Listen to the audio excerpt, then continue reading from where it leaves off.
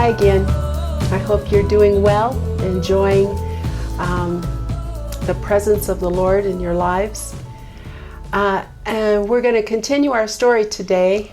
Bill ended with him going to college at William Jewell in Liberty, Missouri. That first year of college, we were separated by a number of miles. He was just north of Kansas City, and I went to Hanover College in southern Indiana. So that was kind of hard for this young couple in love. And so the second year, I went out to Kansas City to Jewell. And then we were married the summer after our sophomore year in college. And now Bill is going to tell you the next exciting chapter of our life. Okay, well, we were very young when we got married. I was 20, Debbie, you were 19. And but it was clear to me we were going to spend the rest of our lives together, so we might as well get started, because why wait, you know? And so anyway, I finished college. You didn't. You went to work. You didn't have to say that. So anyway, we did well. We made a decision during that time as well that we were going to make Kansas City our home city. Okay, we weren't from there. We were from Indiana, Michigan, but we chose to make Kansas City our home. That was a big decision. One of the things I've realized is sometimes we make decisions and we don't really understand how they're going to affect us or change our lives and so on. But it was, like who I was going to sit next to in high school. Staying in Kansas City was also a very important decision that really had a lot of ramifications. Yeah. And so anyway, we had found a church that we just loved. It was called Full Faith Church of Love. It was a rather new church. It was an exciting church. It was a growing church.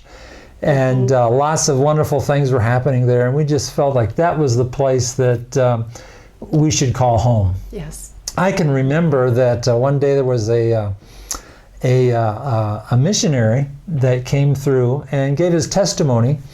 And one thing that he said was that he waited 10 years to go to the mission field. He was a missionary in Mexico at the time. And while he waited for this time, he did everything he could in the church. And so particularly when we graduated and so on, we lived pretty far away. It took us maybe 45 minutes to drive there. An hour. And so we made a decision that we would move over close to the church. We just lived a few blocks away.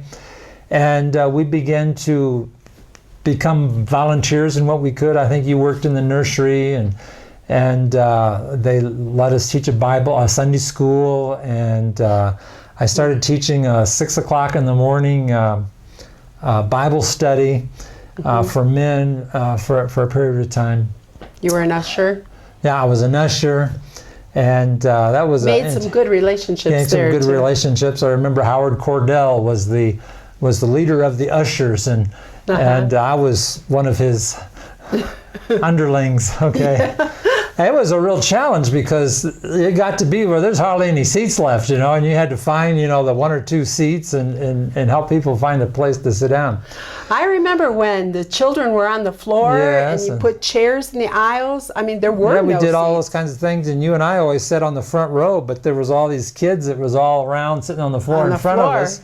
Hardly a place to put your feet. Boy, it was great. But anyway...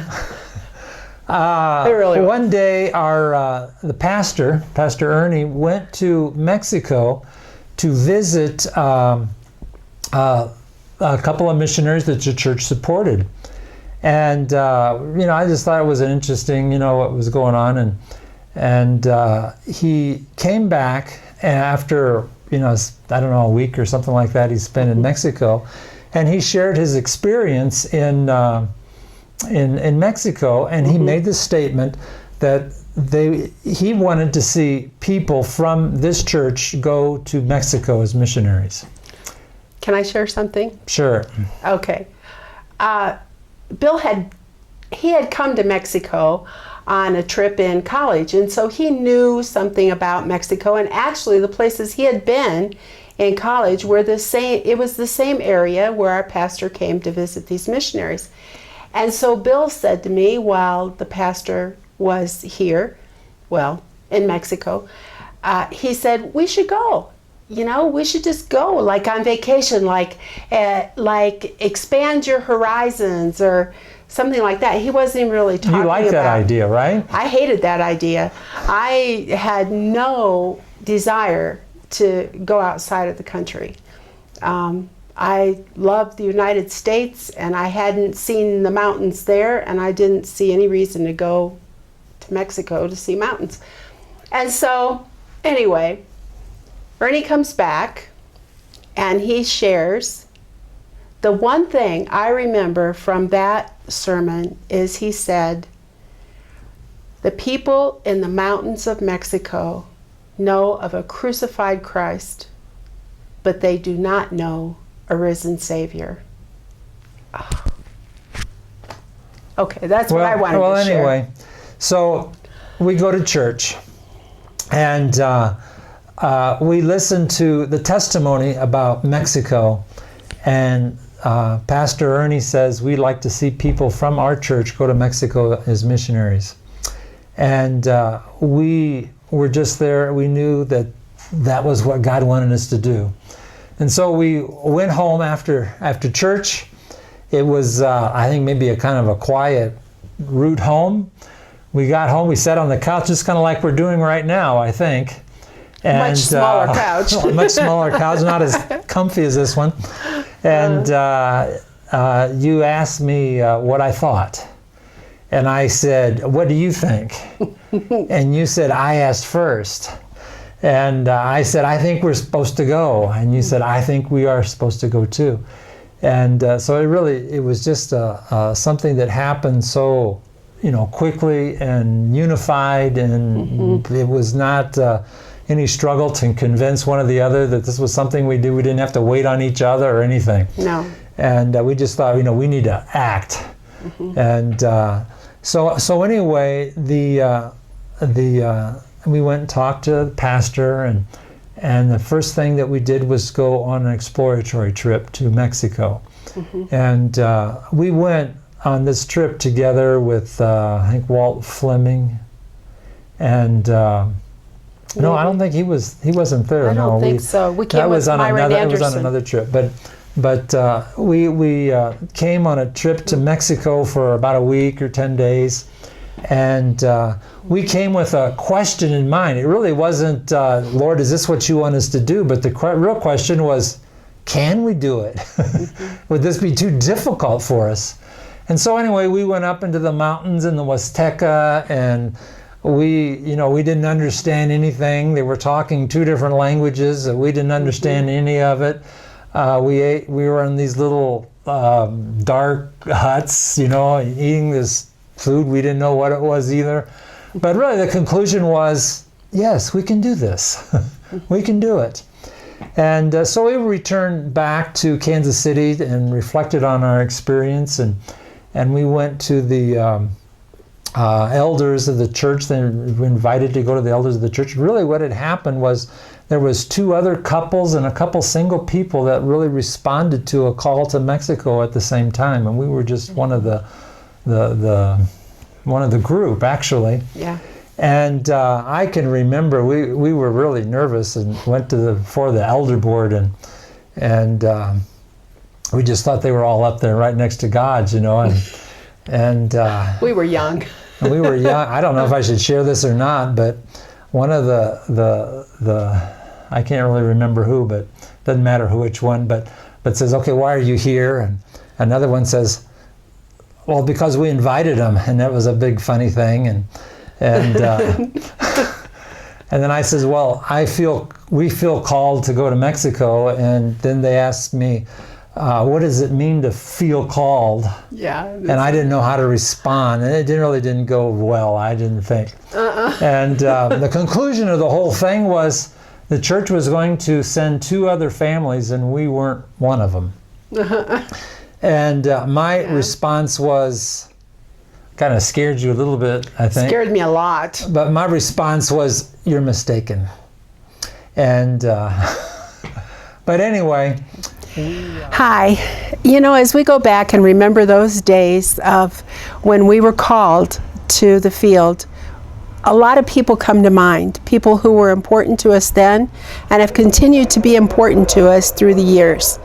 And among those people were many friends from William Jewell College, like Jerry and Janet Powell.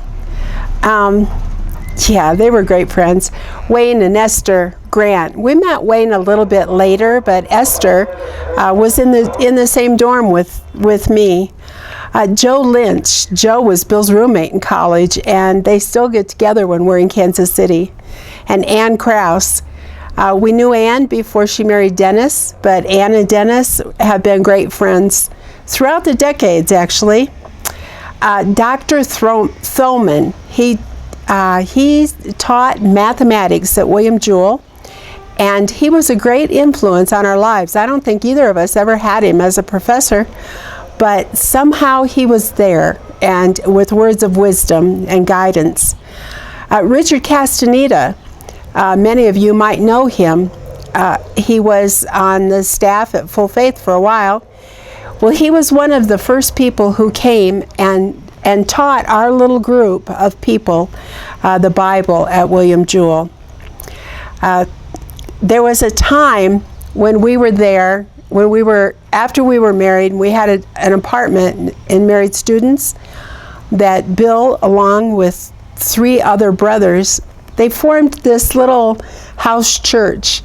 And it was a really good experience. I think God allowed that to happen as training, because really, all 4 of those young men were headed towards ministry, and I think that they all had fruitful ministries in the future. And then, of course, there was Howard Cordell. Bill mentioned him. He was the head usher when Bill was an usher. Tom and Fred Keaton. One of Bill's first jobs out of college was working for Keaton Brothers Roofing, and he learned an awful lot about being a man of integrity working with Fred and Tom. That job was very important in his formation.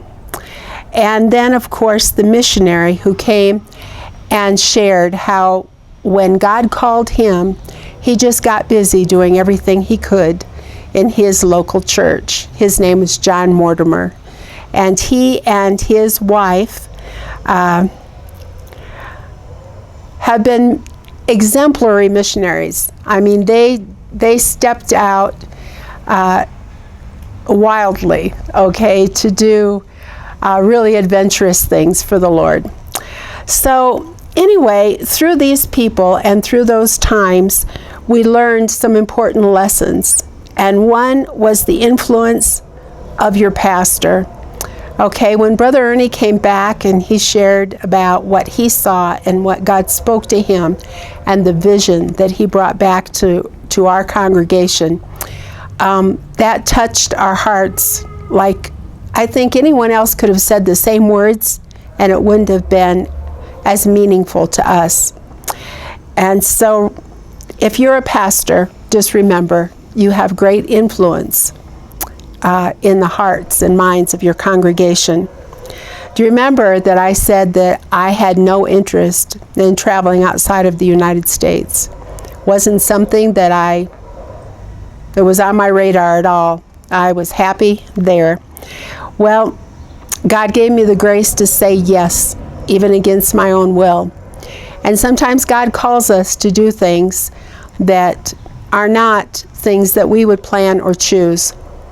But say yes to God, because it'll be better than you think.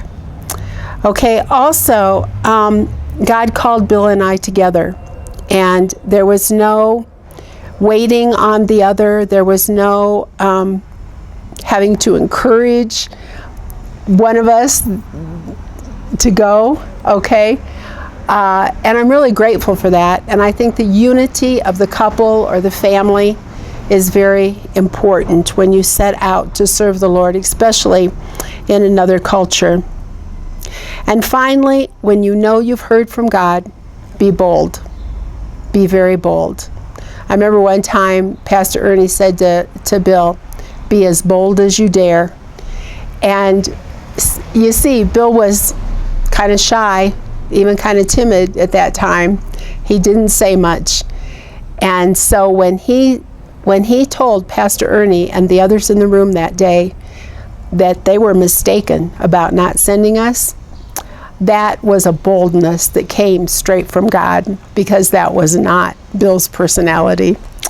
So anyway, God has great things ahead for each of us. Just step out and be bold. God bless you.